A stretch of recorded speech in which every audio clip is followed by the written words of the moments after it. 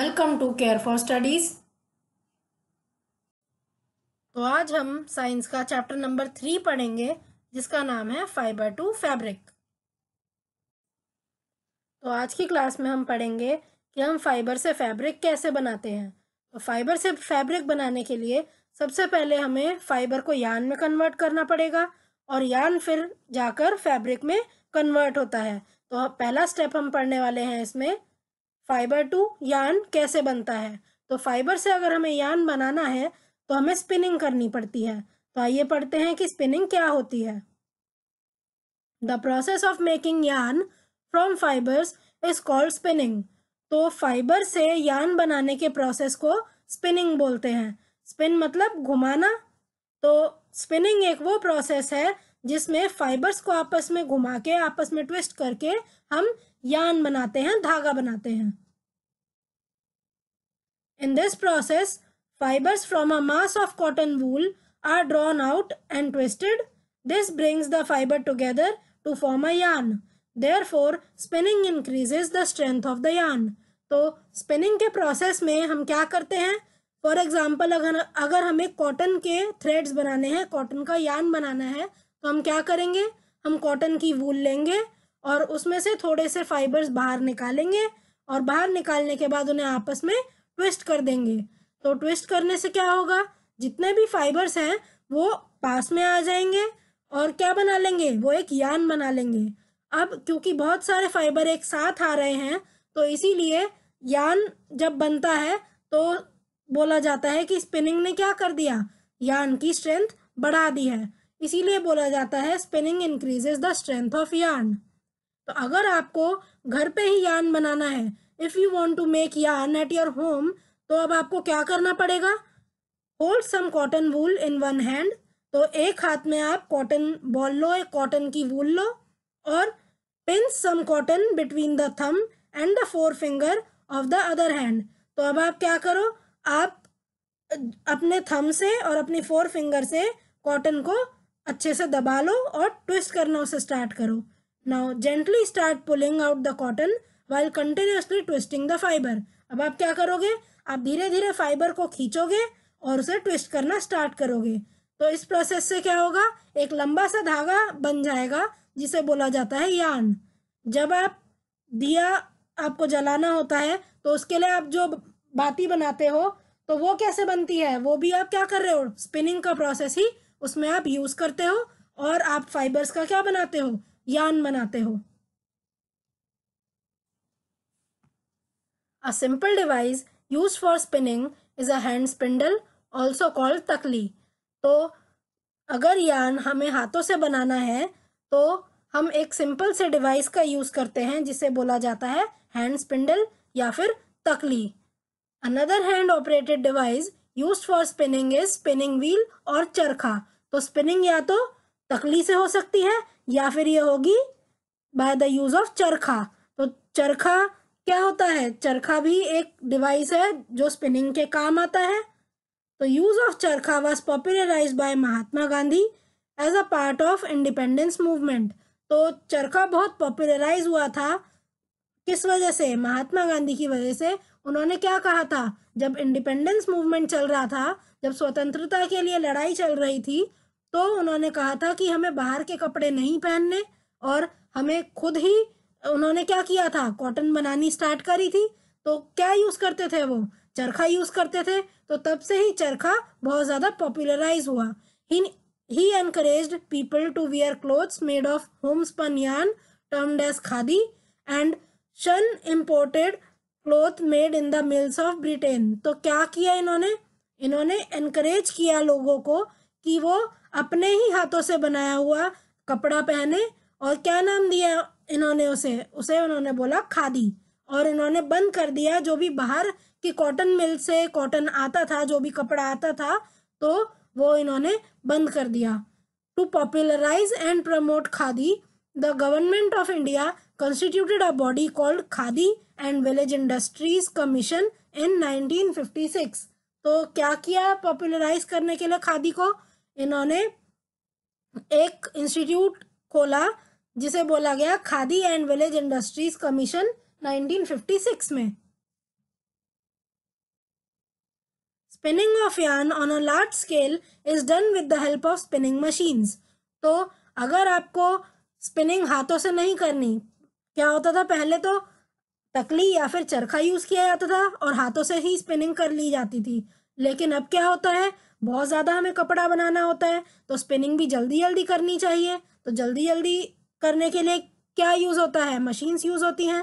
तो वही जो मशीन है उसी को बोला जाता है स्पिनिंग मशीन। तो अब तकली और चरखे का यूज़ बहुत कम हो गया है। अब क्या चलती हैं स्पिनिंग के लिए, अब चलती हैं spinning machines. After spinning yarns are used for making fabrics. तो अब हमने यार्न तो बना लिया स्पिनिंग करके, लेकिन आगे कपड़ा चाहिए हमें। तो कपड़ा बनाने के लिए क्या करते हैं, हम यार्न से कपड़ा बनाते हैं और जो प्रोसेसेस उसमें यूज होंगे वो अब हम आगे पढ़ते हैं। तो पढ़ते हैं कि यार्न से हम फैब्रिक कैसे बनाएंगे। There are many ways by which fabrics are made from yarns. The two main processes are weaving and knitting. तो बहुत सारे तरीके हैं जिससे हम फैब्रिक बना सकते हैं, कपड़ा बना सकते हैं यार्न से। लेकिन जो दो मेन प्रोसेस हैं उन्हें बोला जाता है वीविंग और निटिंग। तो वीविंग और निटिंग क्या है ये अब हम डिटेल में पढ़ते हैं। तो स्टार्ट करते हैं वीविंग के साथ। Fibers are spun together to form yarns or threads which are woven into fabrics. तो फाइबर को सबसे पहले हम स्पिन कराते हैं, स्पिन कराने के बाद क्या बनता है, यार्न बनते हैं। अब उन यार्न्स को हम वीव कर देते हैं फैब्रिक बनाने के लिए। The process of arranging two sets of yarns together to make a fabric is called weaving. तो अब वीविंग है क्या, तो जब हम दो यार्न्स को अरेंज करते हैं और एक फैब्रिक बनाते हैं तो उसी पूरे प्रोसेस को बोला जाता है वीविंग। तो अब हम समझते हैं वीविंग को एक सिंपल एक्टिविटी से। Let us try to weave some paper strips. तो अब कुछ हम पेपर स्ट्रिप्स वीव करने की ट्राई करते हैं। तो सबसे पहले आप दो पेपर लो। फर्स्ट पेपर को आप पहले फोल्ड करो और उसमें आप कट्स लगा दो। ध्यान रहे आप इसको पूरा नहीं काटोगे। उसके बाद क्या करो, आपने जो इसे फोल्ड किया था दोबारा आप इसे ओपन कर लो। अब जो आपने सेकंड पेपर लिया है उसे आप पहले की तरह ही हाफ में फोल्ड करो और फिर इसकी स्ट्रिप्स काट लो। अब आप क्या करोगे, आपने जो सेकंड वाला पेपर लिया है उसको जैसे मैं यहाँ पर डायग्राम सी में दिखाया है इसी तरह अरेंज कर दो। तो यही जो सी में किया गया है पूरा प्रोसेस, जिसमें हमने दो पेपर स्ट्रिप्स को आपस में अरेंज किया है, इसी को बोला जाता है वीविंग। तो वीविंग में क्या होता है, यहाँ तो हमने पेपर लिए हैं। ओरिजिनली क्या करते हैं वीव करने के लिए, हम दो यार्न्स लेते हैं। तो दो यार्न्स को हम इसी तरह अरेंज करते हैं और इसी अरेंजमेंट को बोला जाता है वीविंग। और इससे बहुत सारी चीज़ें बनती हैं। तो आपने देखी होगी घर में मैट, आपने देखी होगी चटाइयाँ देखी होंगी, तो वो वीविंग प्रोसेस से ही बनती हैं। इसी तरह आपने अगर फोल्डिंग पलंग देखे हों तो वो भी वीव ही किए जाते हैं। Weaving is done bye looms. तो वीविंग लूम से करते हैं हम। जैसे हम स्पिनिंग किससे करते हैं, अभी मैंने आपको बताया कि स्पिनिंग के लिए हम तकली, चरखा या स्पिनिंग मशीन यूज करेंगे। इसी तरह अगर हमें वीविंग करनी है तो हम लूम्स का इस्तेमाल करते हैं। The looms are hand operated और मशीन ऑपरेटेड। तो जिस तरह स्पिनिंग में भी आप क्या करते हो, आप हाथों से भी कर सकते हो बाय यूजिंग तकली या फिर चरखा, और आप क्या कर सकते हो, आप स्पिनिंग मशीन का भी इस्तेमाल कर सकते हो। इसी तरह लूम भी हैंड ऑपरेटेड भी होते हैं, मतलब हाथों से चलने वाले भी होते हैं, और मशीन ऑपरेटेड भी होते हैं, मतलब मशीन से चलने वाले लूम्स भी होते हैं। Hand operated looms are called hand looms. तो ऐसे लूम्स जो हाथों से चलाते हैं हम, उनको बोला जाता है hand looms. And machine operated looms are called power looms. तो ऐसे लूम जो हम मशीन से चलाते हैं, जो मशीन चलाती है, उसे बोला जाता है power looms. Weaving is an ancient textile art and craft that involves placing of two sets of yarns called warp, that is vertical yarn, and weft, that is horizontal yarn, on the loom and turning them into cotton. तो weaving क्या है, weaving एक ऐसा process है जिसमें हम दो set of yarn लेते हैं। तो ये मैंने आपको पहले ही बताया स्टार्टिंग में। वीविंग में हम 2 सेट लेते हैं यार्न के, तो एक सेट को बोला जाता है वार्प। तो अब वार्प किसे बोलेंगे हम? वार्प होता है वर्टिकल थ्रेड या फिर वर्टिकल यार्न। तो वर्टिकल यार्न मतलब जो ऊपर से नीचे जा रहा हो, खड़ा हुआ जो थ्रेड है उसे बोला जाता है वार्प। और वेफ्ट क्या है? वेफ्ट वो थ्रेड या वो यार्न है जो लेफ्ट से राइट या राइट से लेफ्ट जाता है, मतलब लेटा हुआ। तो क्या होता है वीविंग में, हम वार्प और वेफ्ट को आपस में प्लेस करते हैं एक लूम के ऊपर, और उससे क्या बनाते हैं? उससे हम एक फैब्रिक बनाते हैं। So it is a process of placing 2 sets of yarn called warp and weft on the loom and turning them into cotton. तो अब हम वार्प और वेफ्ट को लूम पर रखते हैं, लूम पर प्लेस करते हैं और उसे कॉटन में या किसी भी फैब्रिक में कन्वर्ट कर देते हैं। तो अब हम पढ़ेंगे निटिंग। तो हम ऑलरेडी वीविंग पढ़ चुके हैं, तो वो एक तरीका था जिससे हम यार्न से फैब्रिक बनाते थे। अब हम दूसरा तरीका पढ़ेंगे जो कि है knitting. It is the art of making a piece of fabric from a single yarn.